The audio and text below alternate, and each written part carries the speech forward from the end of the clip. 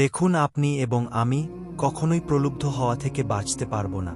হারাম সবসময় আমাদের সামনে আসবে, আর এটা সবসময় আমাদেরকে আহ্বান করবে, আর সেজন্যই শয়তান তোমাদেরকে দেওয়ার প্রতিশ্রুতি দেবে। অন্যথায় যখন আপনি হালাল পথে চলবেন, শয়তান আপনাকে প্রতিশ্রুতি দেবে, তুমি সুযোগ হারিয়ে ফেলেছ, তুমি বঞ্চিত হচ্ছ, সবাই কত মজা করছে, তুমি অনেক মজা করতে পারত, তুমি আরও অর্থ উপার্জন করতে পারত, তুমি আরও ইন্দ্রিয় সুখ উপভোগ করতে পারত। সব সময় আপনার কাছে বিজ্ঞাপন দিতে থাকবে বিকল্প পণ্যের, বিকল্প পন্থার।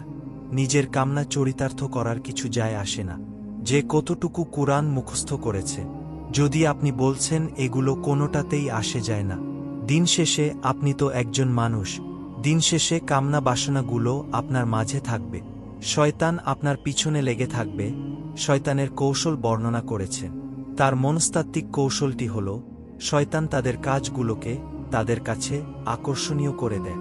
শয়তান আপনার কাছে আসবে, আপনাকে প্রলুব্ধ করবে, তখন আপনি বলবেন, হ্যাঁ এটা খারাপ, কিন্তু আমি তো অনেক ভালো কাজ করি, হ্যাঁ আমি এলোমেলো কাজ করছি, কিন্তু আমি তো নামাজ পড়েছি, আর আমি তো কাফির না, তো সমস্যার কিছু নেই, আর এবার করি আমি থেমে যাব এমন না যে আমি এটা করতে থাকব, শুধু একবারই করব। এভাবে নিজেকে সব ধরনের যুক্তি দিতে থাকেন, নিজে নিজে এটাকে বৈধতা দিতে থাকেন। আপনার চিন্তা এটা এখন আর অতটা খারাপ না। আর তারপর যখন এমন মানুষ চারপাশে থাকেন যাদেরকে বলেন যে এত খারাপ, আর তারপর যখন এমন মানুষের পাশে থাকেন যাদেরকে বলেন এটা তো খারাপ, তারাও আপনাকে বলে না, ভাই কমন এটা অতটা খারাপ না, থামো তো, এরকম কথা বলো না, না আল্লাহ ওরকম না, আল্লাহ তোমাকে শাস্তি দেবেন না, কেন এরকম হতাশাজনক কথা বলছো তুমি, অতিরিক্ত চিন্তা করো, তা শোনেন, আর এটা আপনাকে প্রভাবিত করতে শুরু করে। কিন্তু যখন কাজটা করে ফেলেছেন, যেটাই করছেন, হতে পারে অ্যালকোহল অথবা অন্য কোনো মাদক, এটা কারো সাথে সম্পর্ক হতে পারে, সেটা যাই হোক, যখন নিজেকে বলেন এটাই শেষবার, কিন্তু এটাই শেষ তো না, কারণ যখনই কাজটা ঘটে যায় আর কয়েকদিনের মধ্যে অনুশোচনাও কেটে যায়, তখন মোবাইলে একটা মেসেজ চলে আসে, তারপর আর একটা দাওয়াত আসে, তারপর আপনি বলেন না এটাই শেষবার, আবারও সেই চক্রে আটকে যান, আবারও সেটা করেন, আর তা করতে থাকে শয়তান। ঠিক এটাই চেয়েছিল, মানুষ এই চক্র বন্ধ করতে পারে, আল্লাহর প্রতি নিবিষ্ট হয়ে বলতে পারে যে আল্লাহ আমার বন্ধুরা কি বলছে তাতে কিছু যায় আসে না, শয়তান কি অফার দিচ্ছে তাতে কিছু যায় আসে না, কতবার এই বিভৎস চক্রে আটকা পড়েছি, তাতে কিছু যায় আসে না, আমি ফিরে আসলাম, আমি ফিরে আসলাম, আমি ফিরে আসলাম, 2 দিন অনুতপ্ত থেকে, আবার পাপে লিপ্ত হওয়া থেকে, আমি ফিরে আসলাম আপনার কাছে, ক্ষমা চাওয়ার পর আবার পাপ করা থেকে অন্য লাফাল হন। তারা পাপ কাজগুলো বারবার করে না, আর তারা জানে যে তারা কি করছে। আমি সেই লক্ষ্যের অন্তর্ভুক্ত হব না। দলের তবতুল্য দিনই আমার জন্য, বা অনুশোচনা তাদের জন্য কাজ করে না। যারা পাপ করতে থাকে, এমনকি তোবা করার পরেও, এটা সেই মানুষদের জন্য না যারা এই চক্রে আটকে যায়, এটা তাদের জন্য যারা বলে যে আল্লাহ আমি জাহান্নামে যেতে চাই না, আমি জাহান্নামের যোগ্য, অনেক কাজ করছি, কিন্তু এখন আমি থেমে যাচ্ছি, আর এটাই চূড়ান।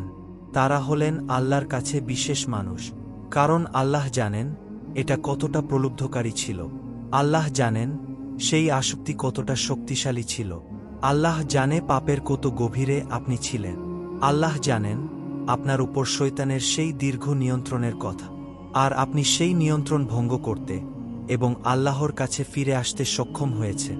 আল্লাহর পথে আপনার এই যাত্রা অন্য মানুষের তুলনায় অনেক কঠিন, আপনার সামনের প্রলোভনগুলো অনেক শক্তিশালী, আপনার প্রতি অভিকর্ষের টানে অনেক বেশি শক্তিশালী, আর এর সাথে লড়াই করে যেহেতু আল্লাহর কাছে এসেছেন, তাই আপনি বিশেষ মর্যাদা সম্পন্ন।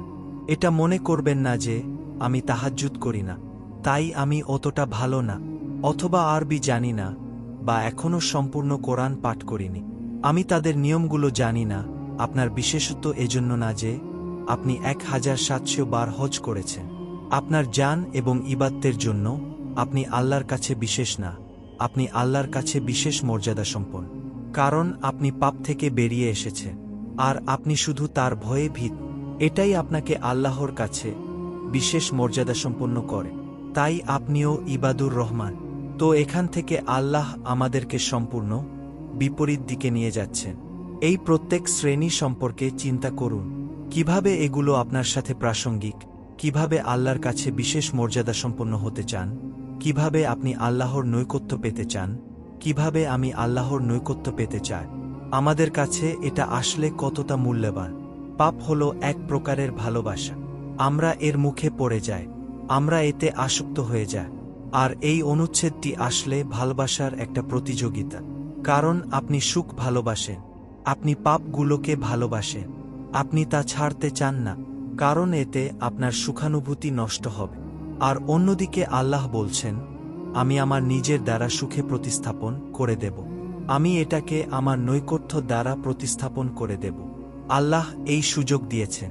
আপনার নিজেকেই সমীকরণের আলোকে সিদ্ধান্ত নিতে হবে।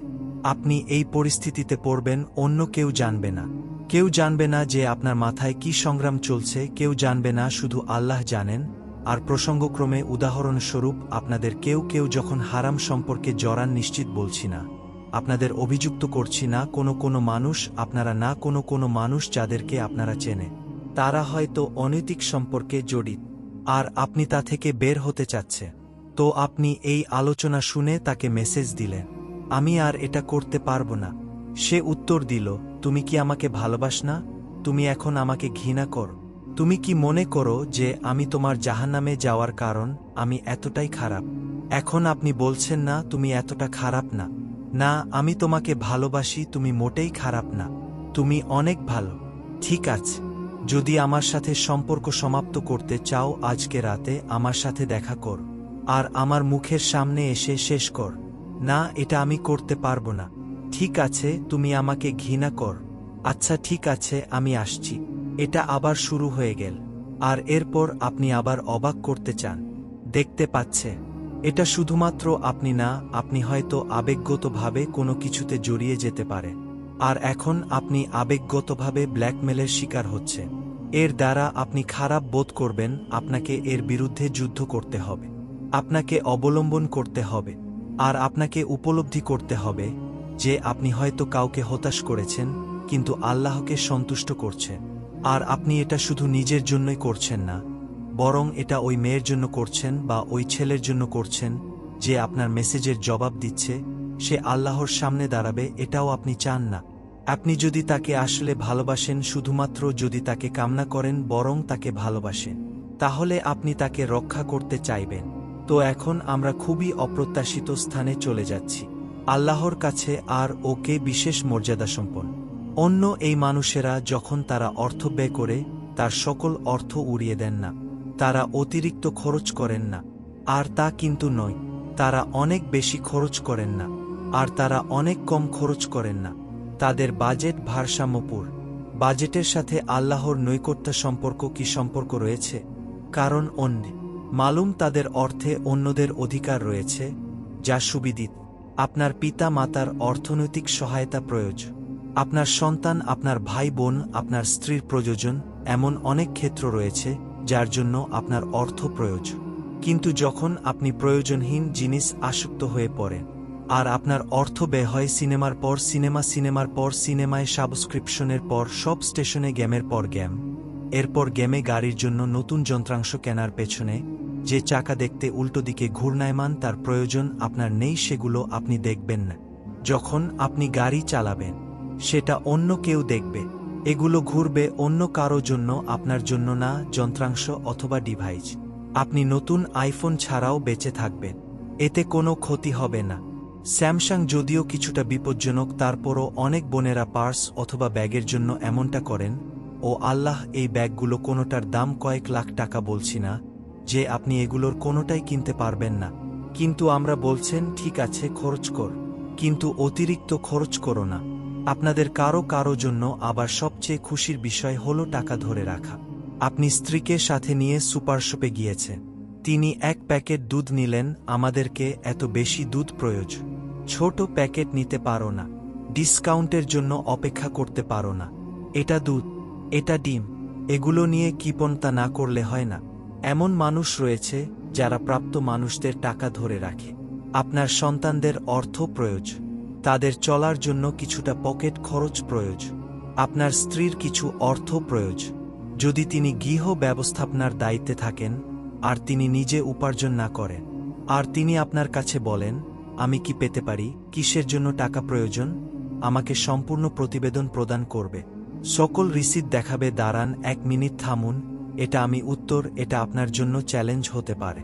আপনি যদি আল্লাহর নৈকট্য লাভ করতে চান, আপনার পরিবারের খাবারের প্রসঙ্গ আসলে তাদেরকে জঞ্জালের মতো বিবেচনা করবেন না।